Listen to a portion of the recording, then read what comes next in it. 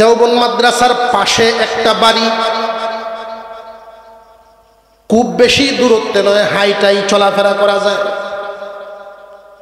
যুবক থাকতেন সেই বাড়িতে, আল্লাহওয়ালা যুবক।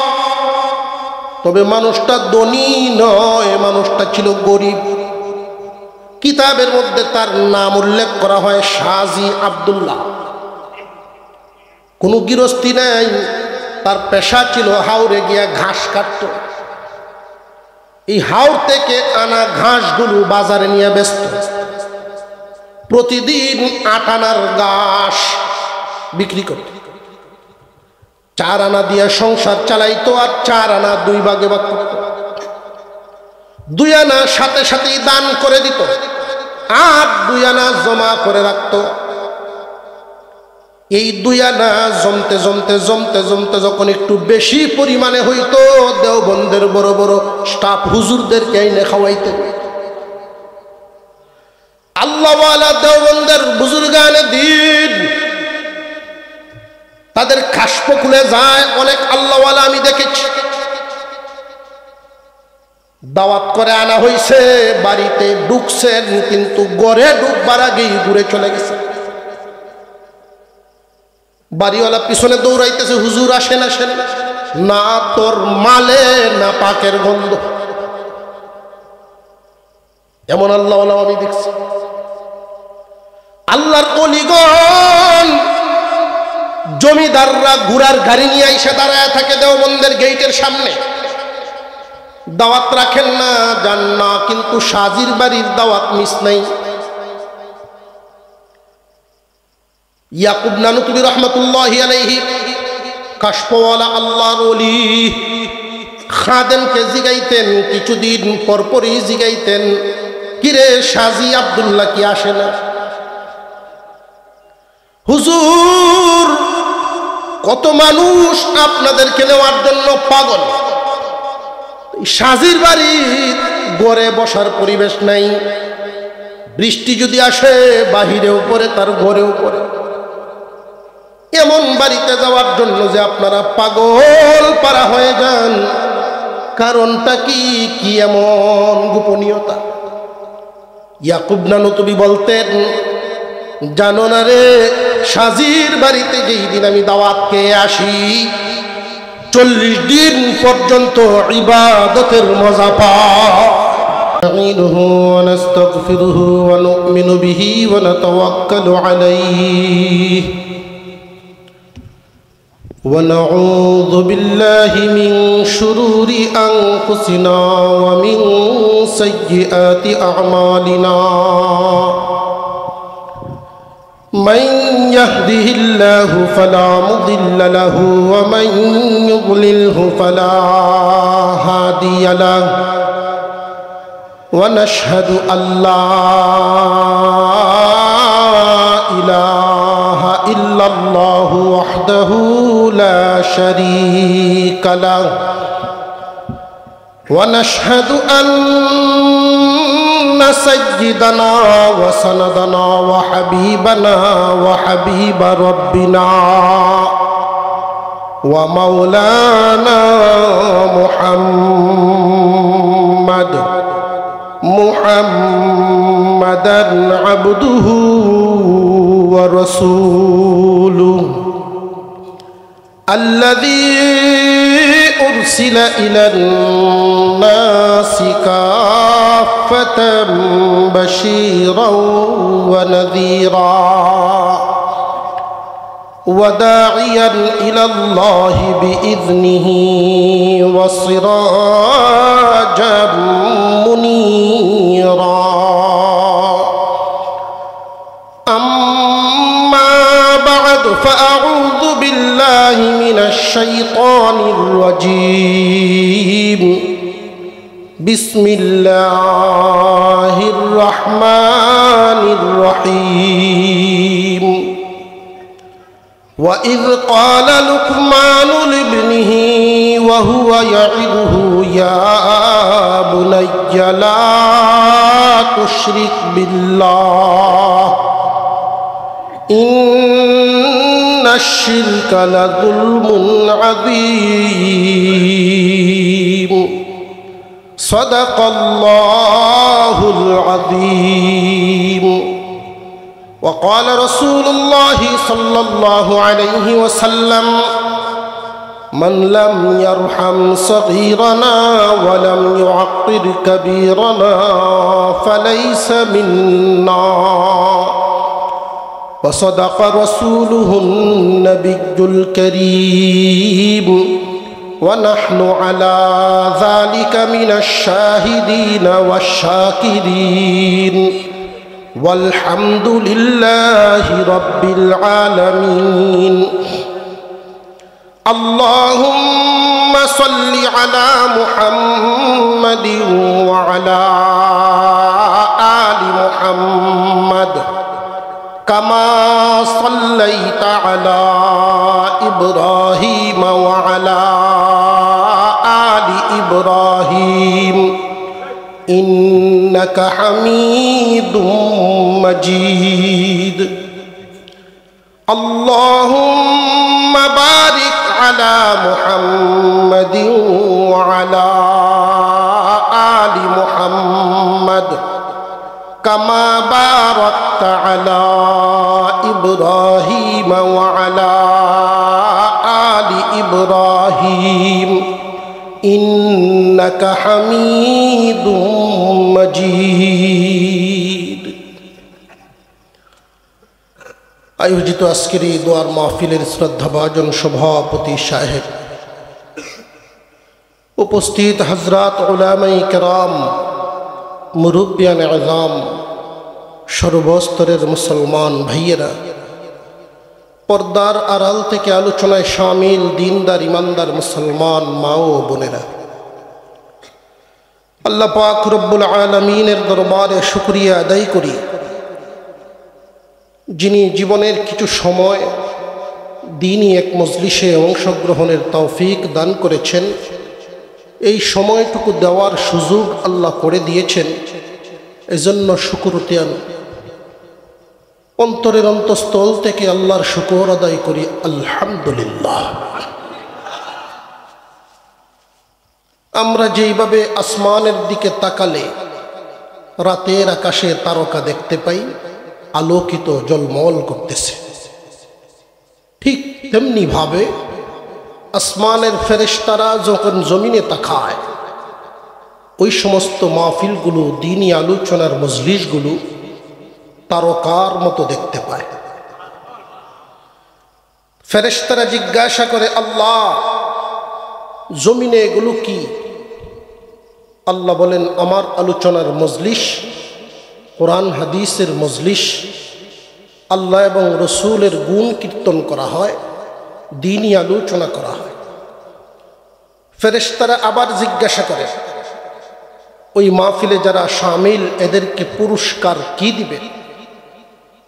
আল্লাহর পক্ষ থেকে ঘোষণা করা হয়, তোমরা সাক্ষী থাকো, অংশগ্রহণকারী তিন দল মানুষ, এক দলে আয়োজন করেছেন, আরেক দল কথা বলছেন, আরেক দল মনোযোগ দিয়ে শুনছেন। অংশগ্রহণকারী তিন দলের অংশগ্রহণের সাথে সাথেই সমস্ত সগীরা গুনাহ মাফ। আলেম উলামাদের জবান থেকে কোরআন হাদিসের আলোচনা শুনলে অন্তরে এক ধরনের অনুভূতি পয়দা হয়, একটা ধাক্কা লাগে।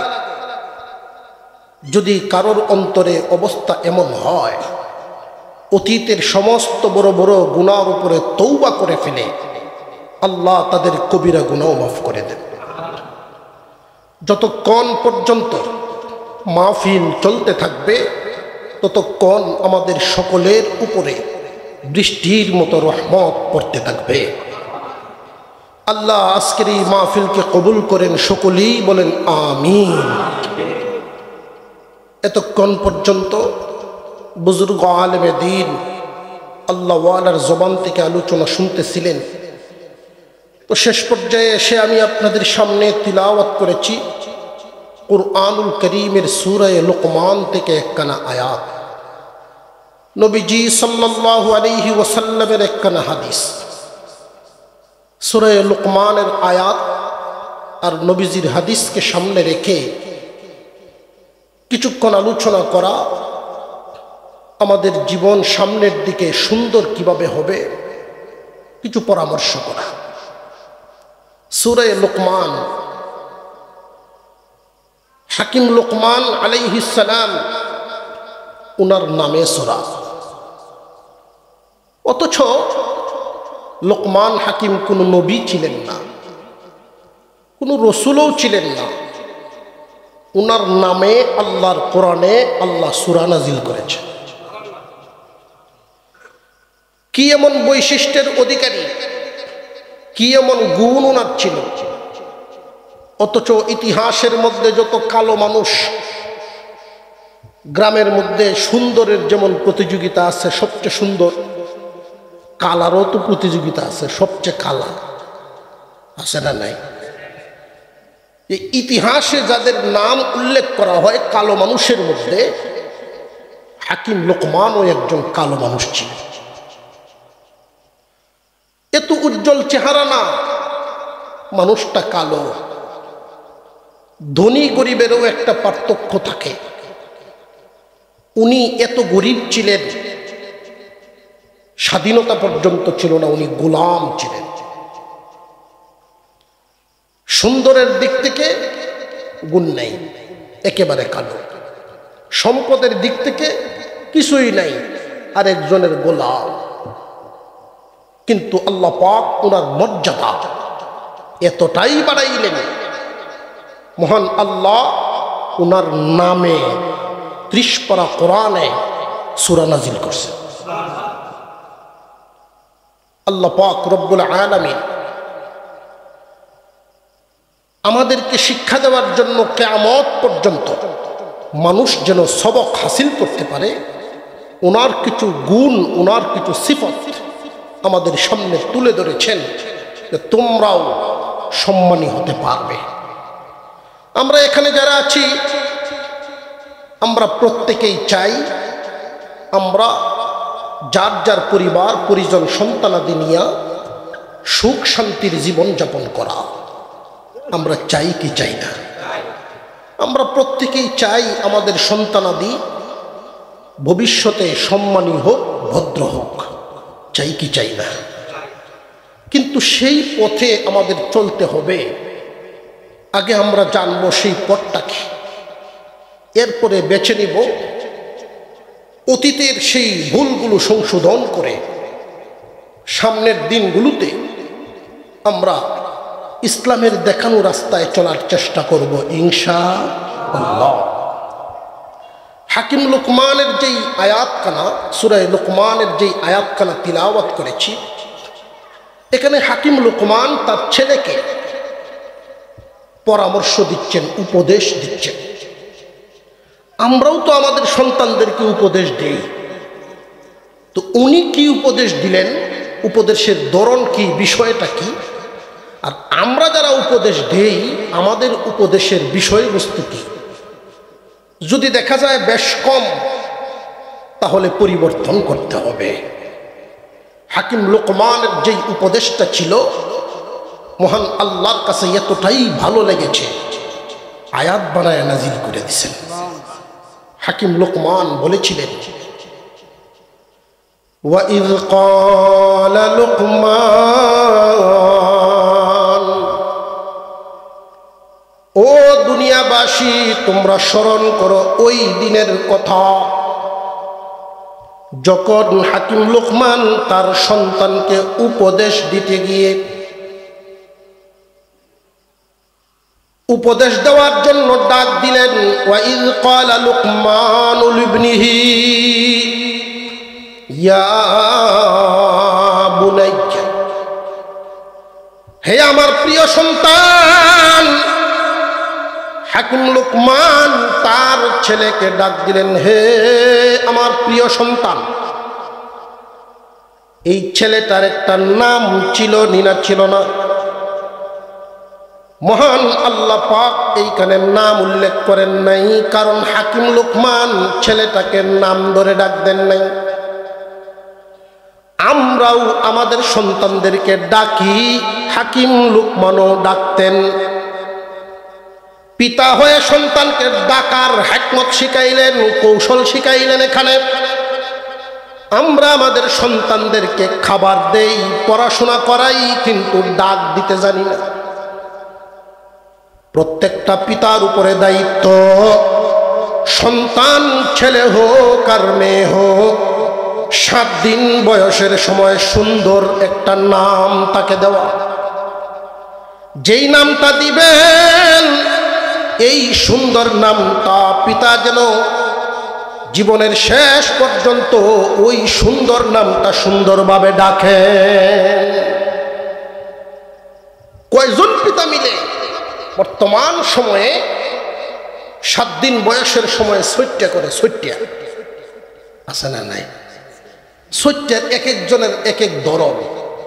যার পয়সাপাতি একটু বেশি, বাপ যদি বিদেশ থেকে আসে আর 7 দিনের সময় বাপ থাকে, তাহলে তার ছয়টাটার ধরন হয় একরকম, একটু দুমদাম লড়াছড়া বেশি হয়। বহুত কুসংস্কারও দেখা যায়। আকিকার মাধ্যমে 7 দিনের সময় গোষ্ঠীর মুরব্বীদেরকে সম্মান করা, এদেরকে খানা খাওয়ানো। আমরা তো এখন বর্তমানে 6টা উপলক্ষে অনেক অনুষ্ঠান করে উপহার দেওয়া চলে, আছে না? কুসংস্কার।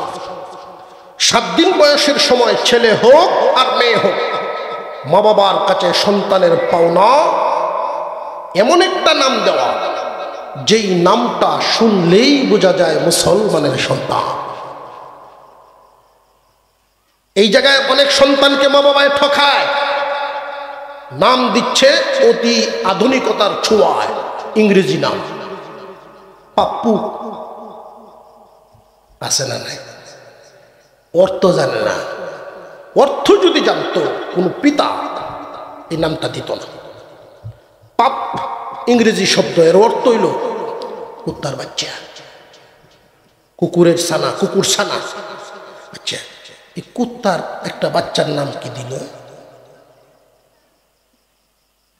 পাপিয়া, মেয়ের নাম রাখছে। একই তো অর্থ ধরে।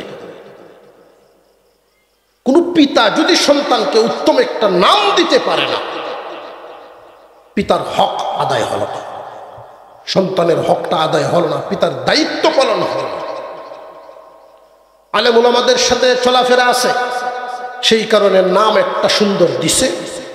ধরেন কথার কথা কামরুল ইসলাম, এই কামরুল ইসলাম নামটা দিল, কিন্তু কয়জন পিতা পাওয়া যায় সারা জীবন এই সুন্দর নামটা সুন্দর করে ডাকে? কয়জন পাওয়া যায়?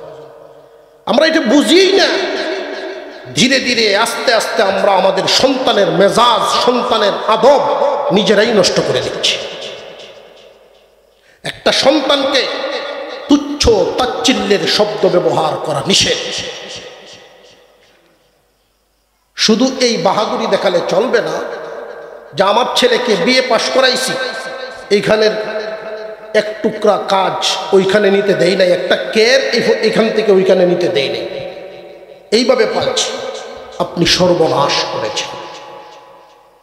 কোনো মা যদি বলে আমার মেয়েটাকে মেট্রিক পাশ করাইছি, থাল ধুয়ে ভাত লইতে দেই নাই, আপনি সর্বনাশ করেছেন। এই বিপদ যার উপরে নাজিল হইব, হে টের ভাইব কি তৈরি করছে। ঠিক না? ঠিক।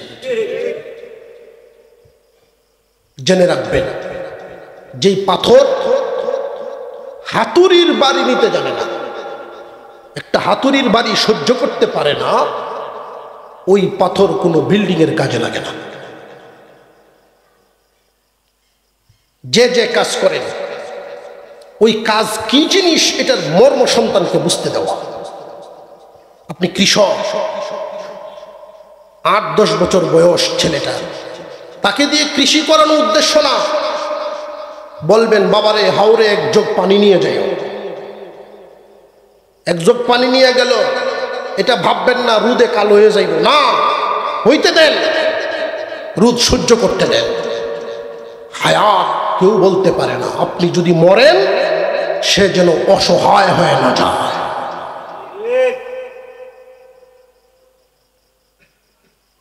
আমরা এই ভুলগুলো করি। সন্তান জমিনের মধ্যে জ্বালা লাগাইতে পারবে না, চারা লাগাইতে পারবে না, দুই এক মুষ্টি চারা নিয়ে কাদার মধ্যে হাঁটুক না, এই সন্তান বুঝবে আমার বাবার কর্ম। সে জীবনে কোনোদিন কোনো কৃষককে নিচু নজরে দেখবে না। যে যে কাজটা করে ওইটা সন্তানকে বুঝতে দেওয়া। হাকিম লুকমান তার সন্তানকে উপদেশ দেওয়ার আগে ডাকতাজি দিলেন। وَإِذْ قَالَ لُقْمَانُ لِابْنِهِ وَهُوَ يَعِظُهُ يَا بُنَيَّ হে আমার প্রিয় সন্তান, সন্তানের নামটা পর্যন্ত ডাকেন নাই। আমরাও এমন হয় মাঝে মাঝে সন্তানের প্রতি যখন খুশি থাকি, সন্তানকে খুশি হয়ে ডাক দিলে বাবা, সোনা, চান, লক্ষ্মী এই জাতের শব্দ আছে না নাই? এটা কি রাগের না আদরের? সন্তানকে আদর করে যখন ডাক দিবেন তার মন মেজাজে এটার একটা প্রভাব পড়ে। কিন্তু বেশিরভাগ বাবাগণ সন্তানকে আদরের ডাক ভুলে যায়।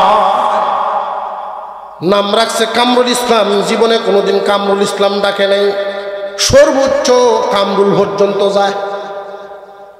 আর যদি রাগও থাকে তাহলে এইটারও বাঙ্গেলায় কামরুলিয়া, ঠিক না? ঠিক। তো ছেলের এই বাপের ডাক শুনতে শুনতে ছেলেরও অভ্যাস হয়ে যায় যে আব্বার খাসলতি। আব্দুর রশিদ কত সুন্দর না, তো আব্দুর রশিদ আর ডাকলো না, রাশিদ রাশিদ রাশিদ দেয়া। এর পরেও যখন ডাক দিলে হুন্ডা না, ও রাশিয়া। ফুতো হ্যাঁ কি তো হয়েছে, এতক্ষণ পর্যন্ত জবাব দিছে না, ও রাশিয়া কইলে পরে জবাব দেয়। ছেলেও বুঝে ফেলছে যে বাবা এই পর্যন্ত আইব। আদব কায়দা। সন্তানকে তুচ্ছতাচ্ছিল্য শব্দ দিয়ে ডাক না দেওয়া, তুই তুকারি না করা। ছেলে হোক আর মেয়ে হোক তাকে তুমি বলে ডেকে দেখেন, এই সন্তান সহজে বেয়াদব হবে না।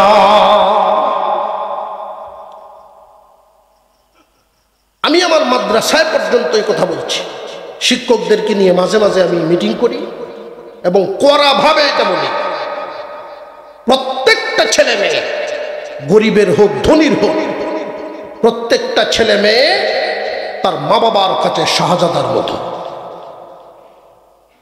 প্রত্যেককেই তুমি বলে সম্বোধন করবেন, ছাত্র বেয়াদব হবে না, বেত লাগবে না। তুমি বলে দেখে অভ্যাস করে দেখেন, তুমির থেকে তুইয়ে যদি নামে, বেত মারার চেয়েও শক্ত তার কাছে মনে হবে।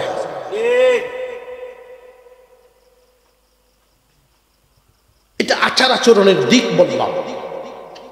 এই কথাগুলো বলার উদ্দেশ্য হলো যে এত দূর থেকে হুজুরকে ওই নেত্রনাথ থেকে সেকুলে আনলো ফোন দেয়া, এই তখন তা, এগুলো দরকার, এগুলো দরকার।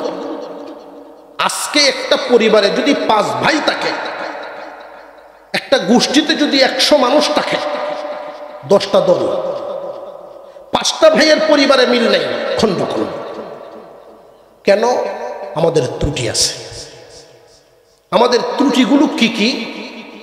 এই 3টা বিষয় আপনাদের সামনে আজকে সবক দিতে চাই। 1 নাম্বার বিষয়, আমাদের খাদ্যে ভেজাল। 2 নাম্বার বিষয়, আমাদের আচরণে ভেজাল। 3 নাম্বার বিষয়, মানবতায় ভেজাল। বাচ্চা ছাড়া এক জায়গায় বসে থাকলে, আমরাই ছোটবেলায় দেখছি যুবকরা সেই দিকে হাঁটতেও যায় নাই, ভয় পাইছে। আর এখন বাপসা ছাড়া নিজের ইজ্জত বাঁচায় ঘরে বসে থাকে।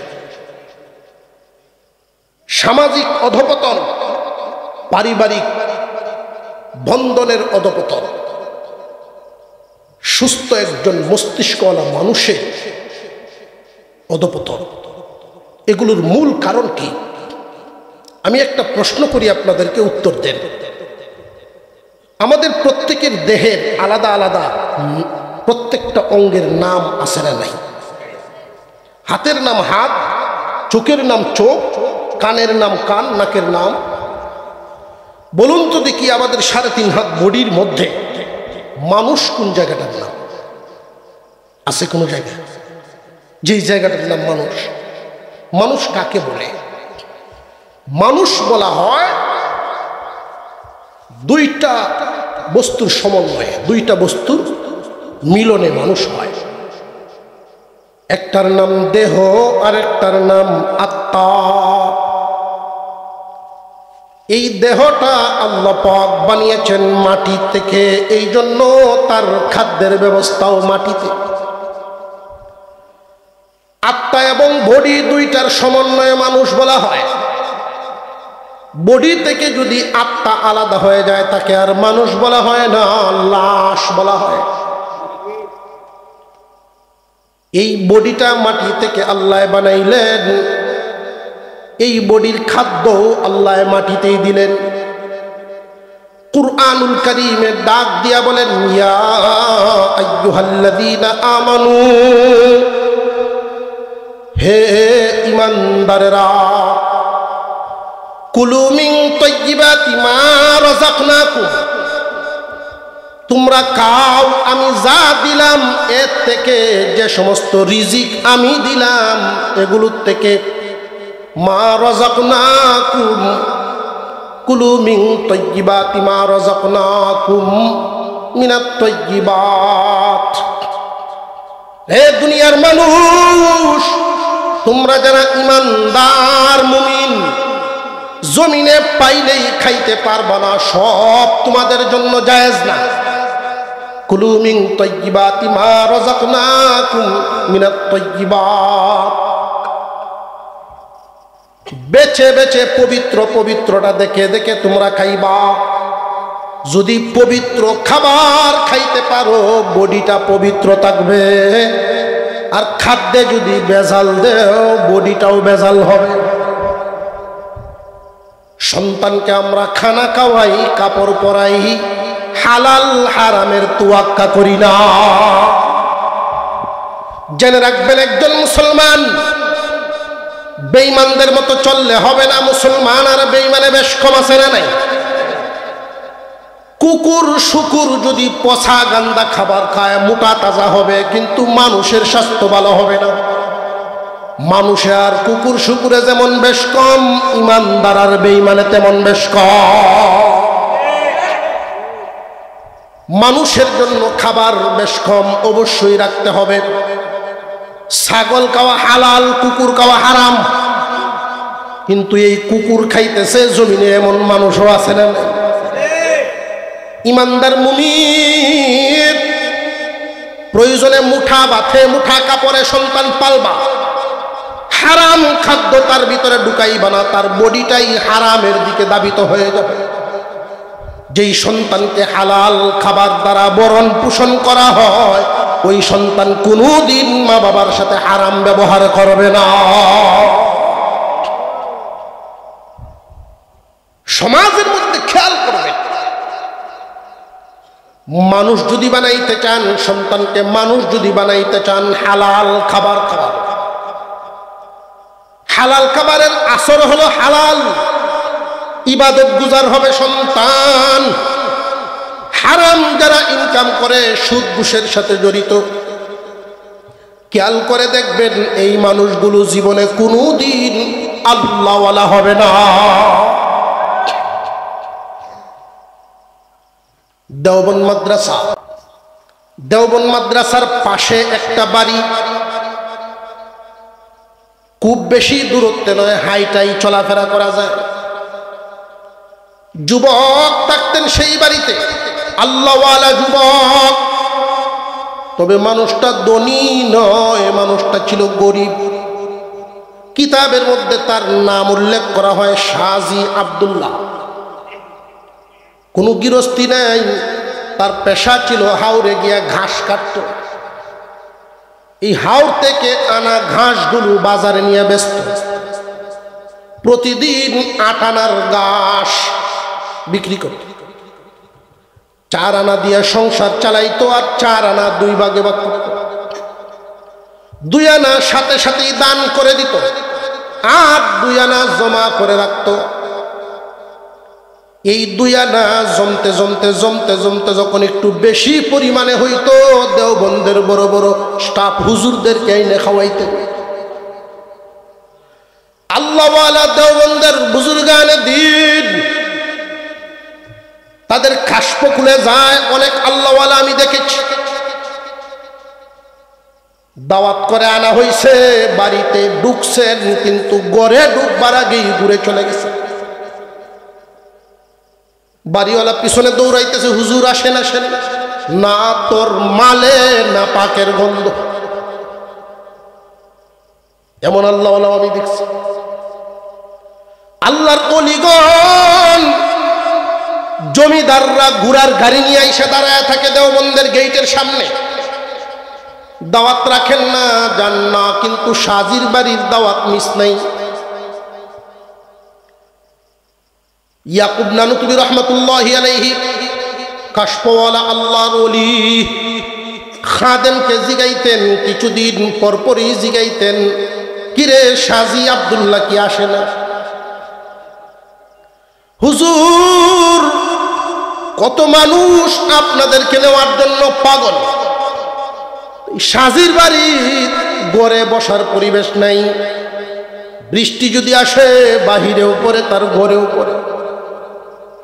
এমন বাড়িতে যাওয়ার জন্য যে আপনারা পাগল পারা হয়ে যান, কারণটা কি? কি এমন গোপনীয়তা? ইয়াকুব নানুতুবি বলতেন, জানো না রে, সাজির বাড়িতে যেই দিন আমি দাওয়াত খেয়ে আসি, 40 দিন পর্যন্ত ইবাদতের মজা পাই। হালাল খানার আসর আর হারামের আসর হারাম।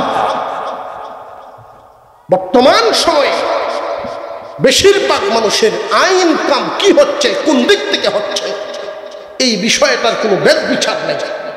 শুধু আনতে পারলেই, পকেটে ঢুকাইতে পারলেই মনে করলো সফল হয়ে গেছে। আমার আপনার কাছে কি পরিমাণ সম্পদ আছে, প্রত্যেকের এক একটা ধারণা আছে। এই সম্পদটা কতটুকু হালাল, কতটুকু হারাম, অন্যের হক আমার কাছে আছে কিনা, এই বিষয়টা কোনো সময় ভাবি না। জেনে রাখবেন,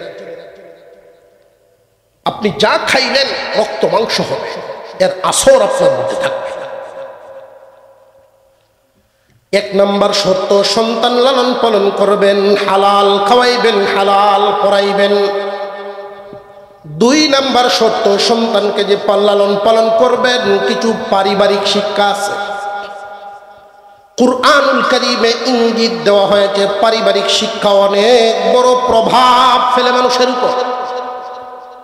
পারিবারিকভাবেই তারে আদব কায়দা শিখাতে হবে। কোনো স্কুল কলেজ ভার্সিটি ওইখানে পাঠ্যপুস্তকে আদব শিক্ষা দিবে না।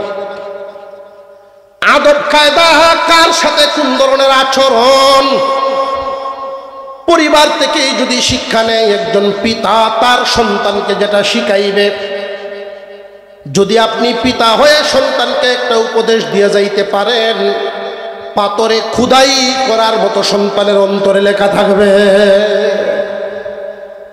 কিন্তু আমরা তো দেই দুনিয়াবি। হাকিম লুকমান কোন উপদেশ দিয়েছিলেন? হাকিম লুকমান বলেন, وَإِذْ قَالَ لُقْمَانُ لِابْنِهِ وَهُوَ يَعِظُهُ يَا بُنَيَّ لَا تُشْرِكْ بِاللَّهِ।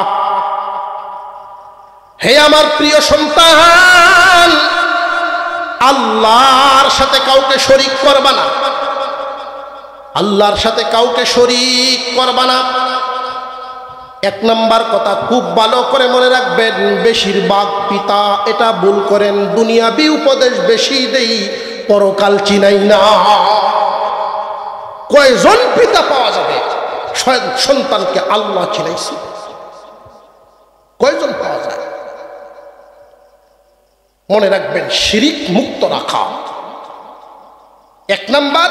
সন্তানকে হালাল খাওয়ানো, 2 নাম্বার আদব কায়দা শিক্ষা দেওয়া। এই আদবটা যে শিক্ষা দিবেন, আপনার শিক্ষাটা তো তার নিতে হবে। নিবে কেমনে? তারে আদরের ডাক, তুচ্ছ তাচ্ছিল্য, তুই তুকারি এই জাতের শব্দ না বলে যার যেই নামটা আপনি দিয়েছেন নামটা সুন্দর করে ডাকবেন। আপনি যদি আপনার সন্তানের নামটা সুন্দর করে ডাকতে পারেন আর তুমি বলে সম্বোধন করতে পারেন, একটু প্র্যাকটিক্যাল করে দেখেন না, ব্যবহার করে দেখেন না, তার আচরণ কত পরিবর্তন হয়। হয়তো অনেকেই মনে মনে ভাবতে পারেন যে হুজুর আগে থেকে তো ডাকি আইসি আরেকবার, এখন আজকে গিয়া যদি আমি সন্তানকে পুরা নাম ধরে ডাক দেই আর তুমি করে ডাকি, আমার ভূত মনে করবো আব্বা আজকে তফসির থেকে ওয়াজ থেকে কি ভাগ হলেই আইল কিনা।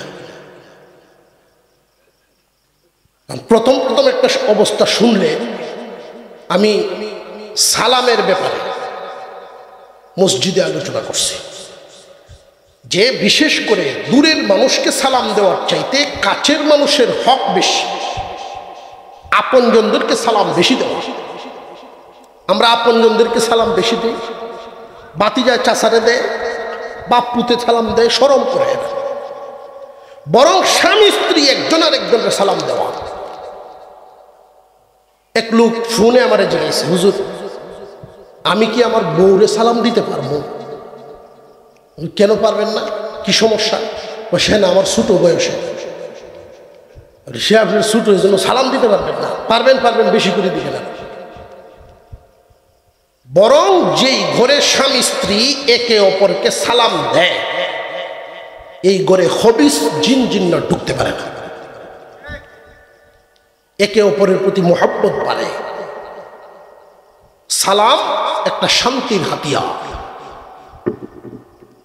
ফজিলতের বয়ান করছি শুক্রবারের জুমার মসজিদে। তো এক মুরব্বী মানুষ, উনি প্রথম সালামের আমল গিয়া করবো, বাড়িতে গেছে জুমার দিন। বিবি সাহেবরে গিয়ে উঠানে পায়া সালাম দিয়ে দিছে। যেই কইছে আসসালামু আলাইকুম, তো বিবি সাহেব তো জীবনের প্রথম শুনছে তার মুখ, বেত্তুমিজিরা কমায়া করল। উত্তর না দেয়া উনি মনে করছে ডং করতেছে, বেত্তুমিজমটা কমায়া করবা। পরের জুমায় উনি আইছেন যে হুজুর আমল তো করা শুরু করছিলাম, বা আমার আরো বেত্তুমিজ কইছে। আমি বললাম এটা বিয়ের পর থেকে আপনি কি আর কোনোদিন সালাম দেন নাই? কয় না হুজুর, ভুলেও না। তাহলে তো তুমি শুনবেন, এটাই স্বাভাবিক। কারণ যেই জবানে আপনি গালিগালাজ করিয়াইছেন, আপনি যদি এখন সালাম দেন তাহলে তো বলতেই পারে আজকে গিয়ে আবার দিন। আজকে না জানি আবার কোনটা কয় হুজুর। ডরায়েন না, দেন, শুরু করেন। 2 দিন 3 দিন 5 দিন সালাম দেওয়ার পরে বিবি নিজেও আপনাকে সালাম দেবে। একটা অভ্যাস গড়ে তোলা, একটা নিয়ম চালু করা। আমি দস্তরখান বিছাইয়া টুপি মাথায় দিয়ে খানা খাই ঘরে, এটা অভ্যাস। 4 থেকে 5 বছর বয়স হবে তখন আমার মেয়েটার। তো একদিন তাড়াহুড়ার মধ্যে টুপি মাথায় দিতে খেয়াল নাই, শুধু দস্তরখান নিয়ে বসে গেছে, টুপিটা নেই। তো আমার এই মেয়ে করছে কি, উপর থেকে এক চেয়ারের উপরে দাঁড়াইয়া টুপিটা আইনা আমার মাথায় দিয়ে দিছে। তখন আমার বুঝে আসছে পারিবারিক শিক্ষার কত গুরুত্ব। যা দেখবে আপনার পরিবারে, এটা কিতাবে পড়ার চাইতে অন্তরে গাঁথবে আরো বেশি। পারিবারিক শিক্ষাটা, একে অপরকে কিভাবে মানেন। স্বামী স্ত্রী কোনোদিন সন্তানের সামনে উত্তেজিত হয়ে ঝগড়া করবেন না, তাদের অন্তর নষ্ট হবে, বেয়াদব হবে। মনে থাকবে এই কথাগুলো। 3 নাম্বার দাব, প্রথমটা হলো সন্তানকে হালাল খাওয়াবেন। শুধু মাছ গোশত খাওয়াতে হবে এমন না, আপনি যা পারেন তা দিয়েই লালন পালন করেন, হালাল হতে হবে। 2 নাম্বার, তার সাথে সুন্দর আচরণ করবেন। 3 নাম্বার,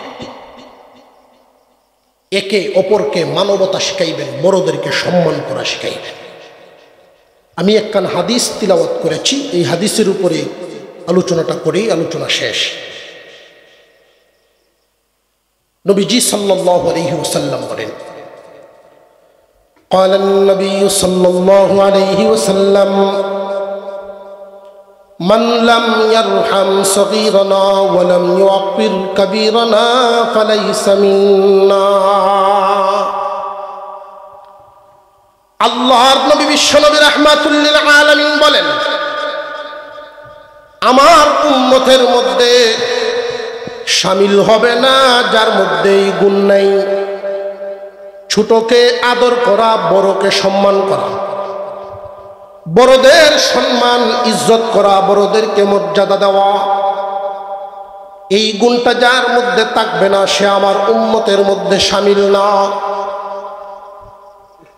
মুহাদ্দিসিনে কেরাম বলেন, আল্লাহর পয়গম্বর বলেন, এই মানুষটা আমার উম্মতের মধ্যে শামিল না।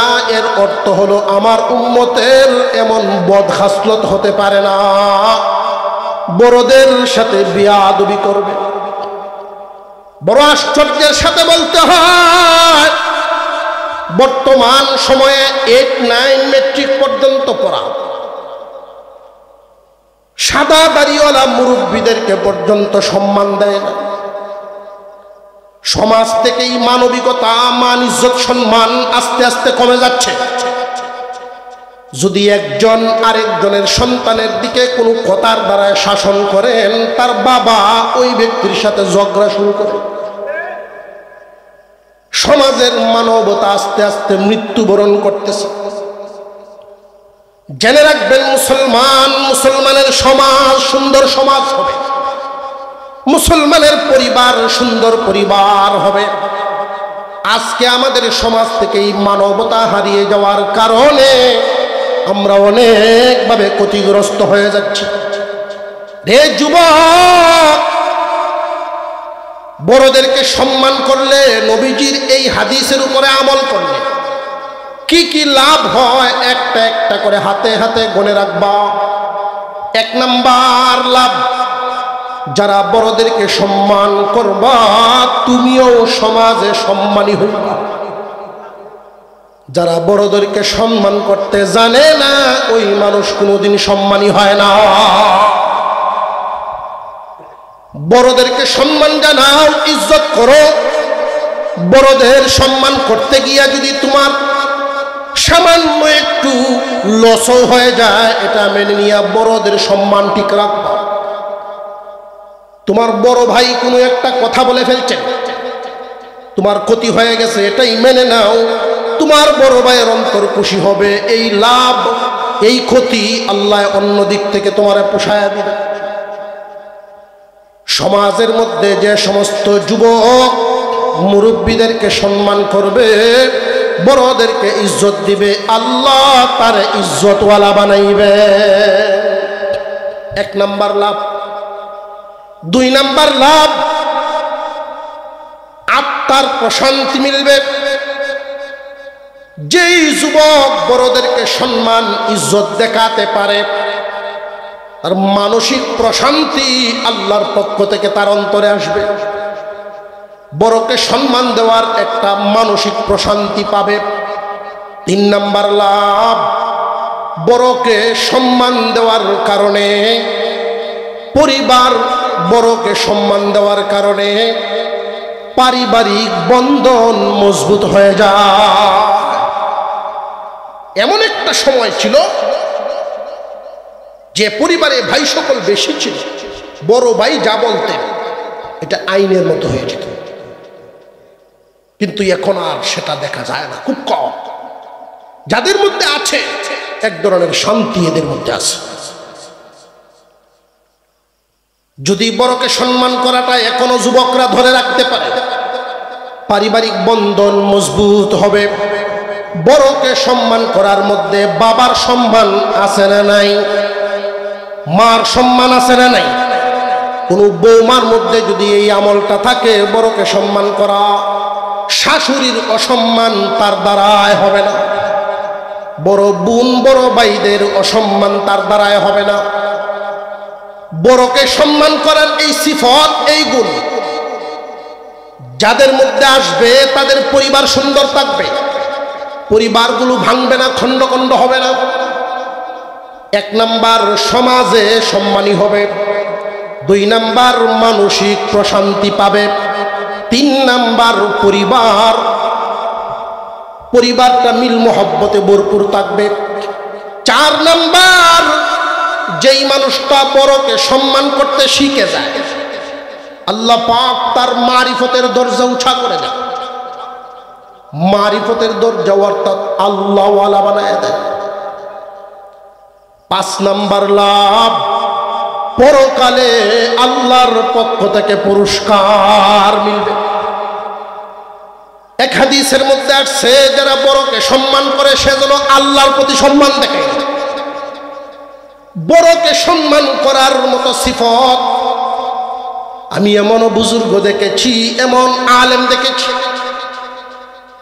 এক জায়গায় রুটির থাপ দেওয়া, রুটির তাপ, নিচের রুটিটা উনি বের করে খাইছেন, আমরা তো উপর থেকেই খাই। উনি নিচের রুটিটা নিলেন, উনাকে প্রশ্ন করা হলে উনি জবাব দিলেন রুটিটা নিচের থেকে নিলাম কারণ উপরেরটার চাইতে আগে বানানো হয়েছে নিচেরটা। জামানার দিক থেকে যদি খেয়াল করি আল্লাহর রসুলের জামানা পর্যন্ত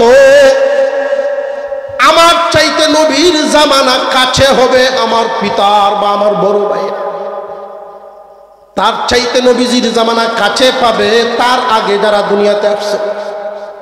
আল্লাহর রসুলের জামানা পর্যন্ত যদি খেয়াল করি বড়রার সম্মান না দেওয়ার কোন রাস্তা নেই। বড়কে সম্মান করা আল্লাহর সম্মানের প্রদর্শনের যুক্ত। 1 নাম্বার লাভ, সমাজে সম্মানী হওয়া যায়।